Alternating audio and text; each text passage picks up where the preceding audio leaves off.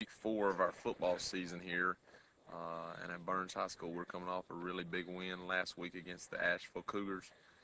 Asheville ranked number 2 and 3 in some polls in the state. Um, and we really come out and played well. We answered early in the first quarter with some touchdown passes and a touchdown run by Brandon Littlejohn to make the score 21 to nothing. And then we kind of let the momentum change on a couple things. They get an onside kick and they go down and score. And we had a couple things happen to us and allowed them to get back into it and make it 21-13 at halftime. And I was really proud of the effort of our kids of how well they answered. We completed some touchdown passes again to Jonah Brooks in the second half to seal away the game. Stars of the game last week were Brandon Littlejohn with 5 touchdown passes and 1 touchdown run. He completed 10 passes for 258 yards.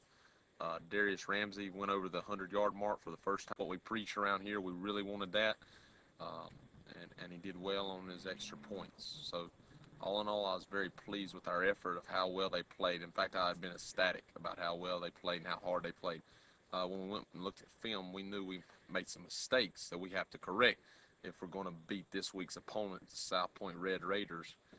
South Point, of course, is the defending state 3A champ. They have a great scheme. Their red bone attack is as good as anybody's around. Offensively, they can churn out yards. I'm sure their prerogative here is to keep our offense off the field and retain possession of the ball. And we expect that. We got to do some things on defense to slow them down. They have a great fullback in Troy Leaper. Their quarterback Patrick Horn is a really good game manager. Does a good job. Understands the offense. He's a hard guy. Looks like he's got a lot of guts in there, and those are the kids that I like to watch play. So they got some good players on defense. They got a Duke signee and Carson Ginn, um, and they have 2 really good linebackers in my opinion. Um, Rod Williams is one of them. 12-31 escapes my name. I can't think of his name right now, but he's a really good player. So they have players. Coach Devine does a great job with what he does. And so it's going to certainly be a battle. Um, but we're excited. We're back at home. We enjoy being at the house.